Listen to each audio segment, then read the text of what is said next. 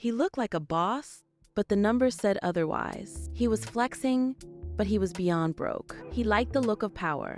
He loved how power made him feel. The only problem was, he didn't know how power worked. Before we get started, tell me where you're listening from. If you respect real accountability and real-life stories submitted by our listeners and subscribers to the Let Me Pull Your Coat podcast, remember to like this video and subscribe to this YouTube channel. Don't forget to visit letmepullyourcoat.com for full podcast episodes and exclusive blog content. Okay, let's get shaking. Marcus was 30. He wasn't a kid anymore. He wasn't really struggling on paper. He was just immature and restless.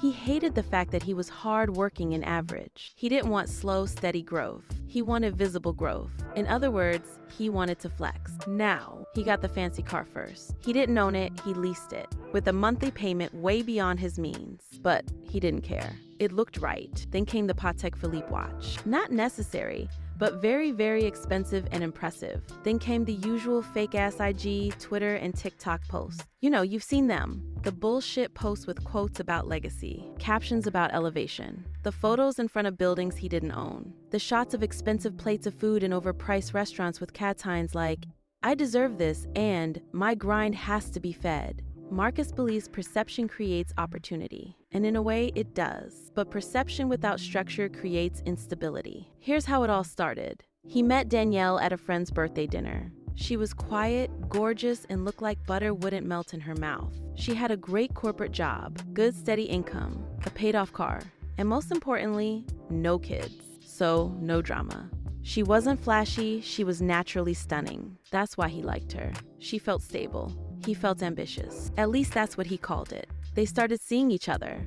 Within 2 weeks, he had her locked down. The first time he talked about a play, she leaned in and was hooked. He said he had access to a great real estate opportunity. He told her that all he needed was money. He just needed a little short-term capital. Just needed someone who believed in him and his vision.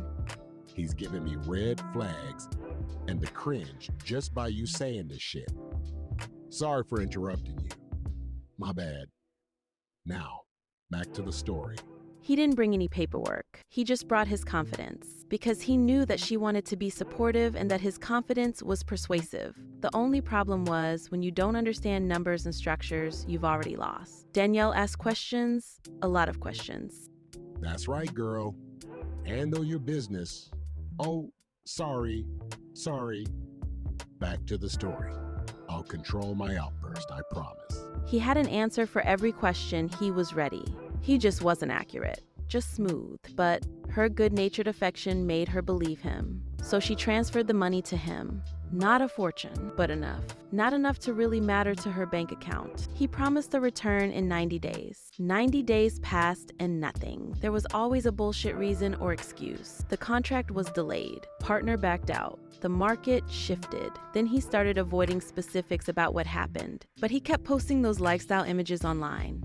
New expensive dinners, new angles of his car and watch, new captions about grinding and respect for his hustle. The pressure started building ever so quietly. His rent money became tight. Credit cards started stretching. Minimum payments due were rising, but he didn't slow down. He doubled down on his fake-ass flex. That's nothing but ego. When reality threatens image, ego performs louder. Danielle started noticing the gaps. First, the inconsistencies, then the defensive way that he redirected when she asked about her investment. He told her that she was being too negative. Then he said that she didn't understand his vision, said she lacked belief in him. That gaslighting son of a... I'm sorry. I forgot my mic was on. It's okay, China. Now where was I? Oh, the move is to attack the person asking for accountability from him. It buys time, not solutions. By month 6, the deal was gone. So was most of her money. He blamed timing. He blamed opportunity. He blamed her energy. He never blamed structure. Then came the real exposure. Collections, late notices, credit report alerts. Now the car felt heavy. The watch felt stupid. The captions felt hollow. Danielle left quietly. She didn't really care about the money. She just knew she had to get away from him. No screaming, no public drama, just distance. That hurt him more than anything else. He posted those fake IG posts through it all. He kept smiling, kept flexing, talking about staying focused, how his grind was not meant for everyone. That was all well and good for the public. But at night, There was panic, loneliness, and fear. That's the part nobody ever sees. His public confidence was on point, but in private, sheer anxiety. Here's where it all went wrong. He built image before building structure. He chased optics instead of ownership. He mistook motion for momentum. If you're young watching this, if you think visibility equals value, listen carefully. If your business cannot survive documentation, it is not a business. It's a hobby. If your lifestyle depends on someone else's admiration, it is not leverage. It is social dependency, just with better lighting. Power is quiet.